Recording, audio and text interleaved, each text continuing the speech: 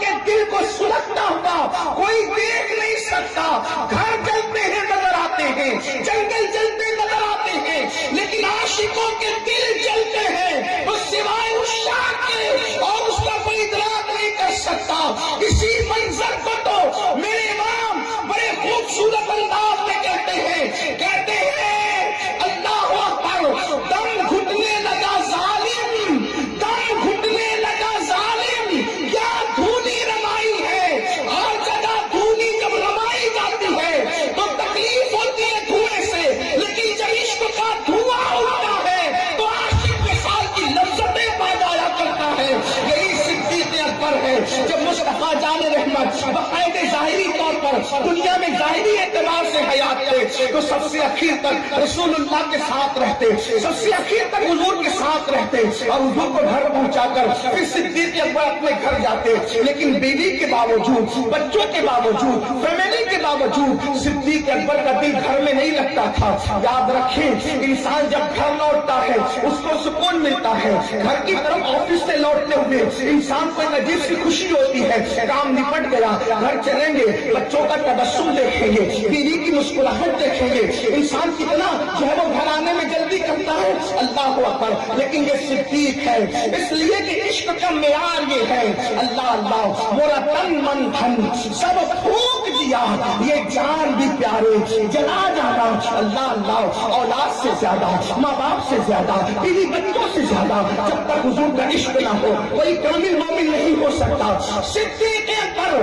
تو چاہتے ہیں اللہ کے رسول کو گھر اور اپنے گھر آتے ہیں اور آنے کے بعد صدیق اکبر بے چین اور بے قرار ہو جاتے ہیں. جب بے چین اور بے قرار ہوتے ہیں تو صدیق اکبر اپنے گھر سے نکل جاتے ہیں اور گھر سے نکلنے کے بعد رسول اللہ کی چوکھٹ پہ جاتے ہیں اور وہاں جا کر بیٹھ جاتے ہیں. کبھی یہ رخسار حضور کی چوکھٹ پہ رکھتے ہیں, کبھی یہ رخسار حضور کی چوکھٹ پہ رکھتے ہیں اور رخسار حضور کی چوکھٹ پر رکھے ہوئے صدیق اکبر کی رات گزر جاتی ہے. اللہ اکبر. سونے والے سو رہے ہوتے ہیں, مصلے پر رونے والے رو رہے ہوتے ہیں, لیکن ابو بکر کی اکثر راتیں مصطفیٰ جان رحمت کی چوکھٹ پہ گزرتی ہے. جب صبح ہوتی ہے تو صبح کے وقت صدیق اکبر اللہ اللہ صبح ہوتے ہوتے مصطفیٰ جان رحمت کی چوکھٹ پہ سر رکھ کر کے پڑے ہوئے ہیں.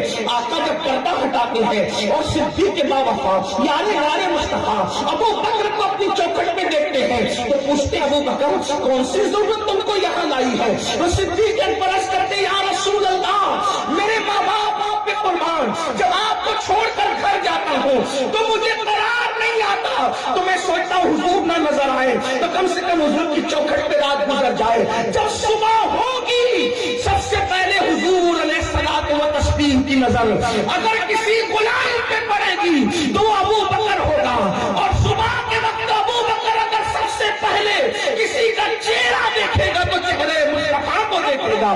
یہ صدیق اکبر تھے. حضور کے وصال کے بعد ابو بکر صدیق جنگلوں میں نظر آتے, وصال رسول کے بعد جنگلوں میں نظر آتے, بیابان میں نظر آتے. چرواہے اور شکاری پوچھتے ابو بکر جنگلوں میں تمہارا کیا کام ہے, جنگلوں میں کیوں آئے؟ وہ کہتے حضور کو ڈھونڈنے آیا. جب صدیق اکبر اپنی اصل حالت میں ہوتے تو لوگوں کو تسلیاں دیتے, لیکن جب ابو بکر صدیق پر عشق کا غلبہ ہوتا جنگلوں میں پھرتے لوگ آپ کو کون سی ضرورت لائی؟ حضور کو ڈھونڈنے آیا. مدینے میں ڈھونڈا حضور نہ ملے تو جنگلوں میں آ گیا تو لوگ کہتے آپ کو پتا نہیں آپ ہی نے تو آیت پڑھی تھی وما محمد الا رسول قد خلت من قبلہ الرسل, یہ تو آیت آپ ہی نے پڑھی تھی کہ حضور کا وصال ہو گیا. اتنا سنتے ہیں تو جگر پکڑ کے بیٹھ جاتے ہیں. یہ صدیق اکبر کا عشق تھا. اللہ اکبر. ایسا عاشق رسول آپ جانتے ہیں جب آپ کے وصال کا وقت قریب آیا تو پوچھا حضور کو کتنے کپڑوں میں کفن دیا تھا, تو کہا 3 کپڑوں میں. غسل کس نے دیا تھا؟ فلاں فلاں نے. کہتے ہیں مجھے بھی غسل وہی لوگ دیں گے جن کو حضور نے دیا تھا, اور مجھے نئے کپڑے میں غسل مت, مجھے نئے کپڑے میں کفن مت دینا. توجہ فلاں مجھے نئے کپڑے میں کفن مت دینا, بلکہ پرانا جو کپڑا میں نے اس وقت پہن رکھا ہے اسی میں کفن دینا, کیونکہ نئے کپڑوں کی ضرورت مردوں کو نہیں ہوتی, وہ زندوں کو ہوتی ہے. مجھے پرانے میں کفن دینا. لوگوں نے ویسے ہی کیا. اب لوگ حیران ہوئے سب نئے کفن میں جا رہے ہیں، ابو بکر پرانے کفن میں کیوں گئے، پرانے کپڑوں میں کیوں گئے جو انہوں نے پہن رکھا تھا؟ تو اس سے پردہ اٹھاتے ہوئے اہل طریقت صوفیہ کہتے ہیں دراصل ابو بکر صدیق نے بڑے عشق کے معاملے کو پہ پردہ ڈالا، یہ کہہ کر کہ زندوں کو ضرورت ہے نئے کپڑوں کی، مردوں کو نہیں۔ پر کیا پردہ ڈالا؟ کہ جس وقت وصال کے وقت وہ جو کپڑا پہنے ہوئے تھے وہ جبہ رسول اللہ کا عطا کیا ہوا تھا، وہ جبہ حضور کا عطا کیا ہوا تھا۔ اس لیے ابو بکر صدیق کی تمنا تھی ارے کروڑوں نئے کپڑے سے بہتر تو یار کا لباس ہے، اس لباس میں جاؤں گا تو پھر کیا کہنے۔ اسی لیے تو داتا علی حجویری رحمت اللہ علیہ کشف المحجوب میں لکھتے ہیں کہ یہ رشتہ کوئی معمولی رشتہ نہیں ہے، فرماتے ہیں رسول اللہ جیسا کوئی پیر نہیں ہو سکتا اور ابو بکر صدیق جیسا کوئی مرید نہیں ہو سکتا۔ یہ صدیق اکبر ان کی کہاں تک بات کی جائے۔ حضور محدث اعظم کی چوچوی رحمت اللہ علیہ کے 2 مصروں پہ میں اپنی بات مکمل کرتا ہوں۔ وہ کہتے ہیں مرتبہ حضرت صدیق کا یہ ہے سید، سبحان اللہ، مرتبہ حضرت صدیق کا یہ ہے سید، ہر فضیلت کے وہ جامع ہیں نبوت کے سوا۔ یہ صدیق اکبر امت کا سب سے بڑا عاشق رسول صدیق اکبر کی ذات ہے۔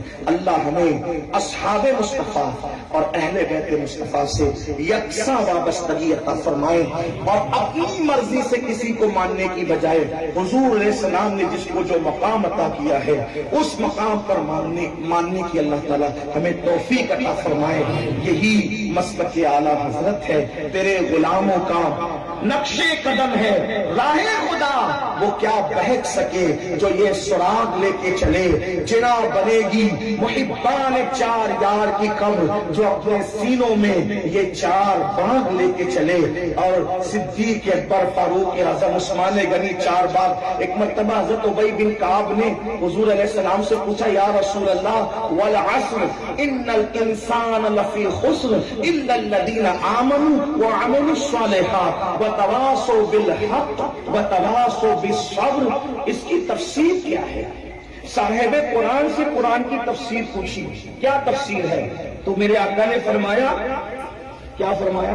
لفی خسر، اس سے مراد ابو جہل ہے، لفی خسر سے مراد ابو جہل ہے، الا الذین آمنوا سے مراد ابو بکر صدیق ہے، وعملوا الصالحات سے مراد عمر ابن خطاب ہے، وتواصوا بالحق سے مراد عثمان غنی ہے، اور وتواصوا بالصبر سے مراد مولا علی ہے۔ سبحان اللہ۔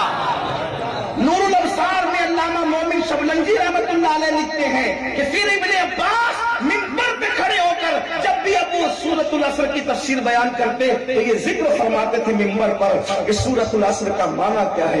الا الذین آمنوا ابو بکر وعملوا الصالحات عمر ابن خطاب وتواصوا بالحق عثمان غنی وتواصوا بالصبر مولا علی۔ آپ سے پوچھتا ہوں، آپ سے سوال کرتا ہوں، کون کہتا ہے ذکر صحابہ قرآن میں نہیں؟ مصطفیٰ جان رحمت نے تو کتنا واضح طور پر بتایا، حالانکہ چونکہ اس میں اور بھی لوگ ہیں لیکن جن کا ذکر کیا گیا یہ اولین نمبر پر ہے۔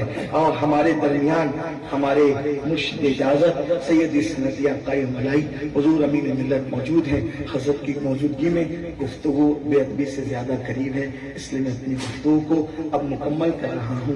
اور اس آپ ہستی کو دیکھ رہے ہیں، اس ہستی کو دیکھ رہے ہیں، بس اپنی بات مکمل کرتے ہوئے عرض کروں کہ میں نے مرحوم مغفور حضرت علامہ بشیر صاحب اورئی والے ان کی زبان سے ایک واقعہ سنا تھا، میں وہاں اس کو جتنا میں نے سنا تھا جو یاد آتا ہے بیان کر دوں۔ مہریرہ ہے، سلسلہ قادریہ کی ہندوستان کی عظیم ترین خانقاہ کو مہریرہ مطہرہ کہتے ہیں۔ یہ وہی مہریرہ شریف ہے جہاں کا فیضان اگر بدایوں شریف جاتا ہے تو مولوی عبدالقادر کو تاج الفضول بنا دیتا ہے، مولوی فضل رسول کو سیف اللہ المسلول بنا دیتا ہے، اور جب یہ فیضان بریلی جاتا ہے تو مولوی احمد رضا کو اعلیٰ حضرت امام احمد رضا، یہ فیضان مہریرہ ہے۔ جہاں گیا جہاں گیا اونچائی عطا کی، جہاں فیضان برسا چھما چھم برسا، بہت برسا، جم کے برسا، تھم کے نہیں بلکہ جم کے برسا، اور آج بھی وہی وعدہ ہے، وہی جام ہے، وہی ساغر ہے، وہی مینا ہے۔ بس اگر پینے والا احمد رضا جیسا ہو تو آج بھی دامن بھر سکتا ہے۔ کوئی یہ نہیں کہہ سکتا کہ پہلے جو بات تھی وہ نہ رہی۔ اگر آج اپنے اسلاف پر، اپنے اسلاف کے نقش قدم پر شہزادیان ماہرہ مطہرہ کو دیکھیں، محبت میں، شفقت میں، عقیدے میں، تو آپ بلا مبالغہ آنکھیں بند کر مرشدی سید امین ملت کو آپ پیش کر سکتے ہیں کہ بزرگوں کی شفقتیں آج اس کا جلوہ وہی نظر آ رہا ہے، محبتیں وہی۔ یہ صرف نام کے امین نہیں ہے بلکہ اہل سنت کے لیے امین ہے، طریقت کے لیے امین ہے، شریعت کے لیے امین ہے۔ اور ہمیں فخر ہے کہ ہمارے درمیان ایسی ہستیاں موجود ہیں۔ لوگ کہتے ہیں خانقاہ خالی ہوگی، میں نے کہا اگر واقعی خانقاہ میں آ کر دیکھتے تو کبھی نہ کہتے کہ خانقاہ خالی بھی۔ تو میں نے مولانا بشیر صاحب کو جو کہتے سنا، صرف میں اپنی آخرت کے سنوارنے کے لیے یہ بات کہہ دوں کہ مفتی شریف القمجدی علیہ رحمہ، جنہیں ہم شارح بخاری کہتے ہیں، جنہوں نے بخاری شریف کی شرح لکھی، وہ ماہرہ مطالعہ آئے، اور آنے کے بعد حضور سید العلماء سرکار سیدی آل مصطفیٰ میاں رحمۃ اللہ علیہ سے عرض کیا، حضور مجھے زیارت کرنی ہے۔ اور جب کہا زیارت کرنی ہے، زیارت تو مزارات کی جاتی، زیارت کرنی ہے، تو حضور سید العلماء نے حضور سیدی امین ملت کے والد بزرگوار حضور سیدی مرشدی احسن العلماء سے فرمایا کہ جائیے مفتی صاحب کو زیارت کرا دیجئے۔ جب حضور احسن العلماء مفتی صاحب کو لے کر کے چلے اور دروازہ کھولا تو دروازہ کھول کے فرمایا لو مفتی صاحب زیارت کر لو۔ تو جیسے کہا لو مفتی صاحب زیارت کر لو تو مفتی صاحب بے ہوش ہو کے زمین پہ گر پڑے۔ دیکھیے شعبے بازی سے پبلک کو گرا کر کے بے ہوش کرنا آسان ہے، لیکن وقت کا ایسا مفتی جس نے حضور مفتی اعظمین کے ہاتھ کے نیچے رہ کر برسوں افتاء کی مشق کی ہو اور جو بخاری کا شارح ہو، اس کو بے ہوش کرنا کوئی شعبہ بازی سے تو نہیں ہو سکتا تھا۔ مفتی شریف القمجدی جیسی ہستی بے ہوش ہو کے زمین پہ گر پڑی۔ جب ہوش آیا تو لوگوں نے پوچھا حضرت کیسے بے ہوش ہو گئے اور کیوں ہو گئے؟ اور فرمایا جب حضور احسن العلماء نے فرمایا لو مفتی صاحب زیارت کر لو، تو جیسے کہ لو مفتی صاحب زیارت کر لو تو پھر وہ مزارات نہیں تھے۔ ہر مزار کو میں نے دیکھا کہ مزار بشکل تخت نظر آئی اور اس پر صاحب مزار جلوہ گر نظر آئی۔ میں حیران ہوں جب احسن العلماء نے شریف القمجدی کو یہ دکھایا تو آل رسول احمدی نے امام احمد رضا کو کیا کیا دکھایا ہوگا۔ اسی لیے تو پکار اٹھے کیسے آقا ہوگا وعدہ ہوں رضا، بول والے میری سرکار۔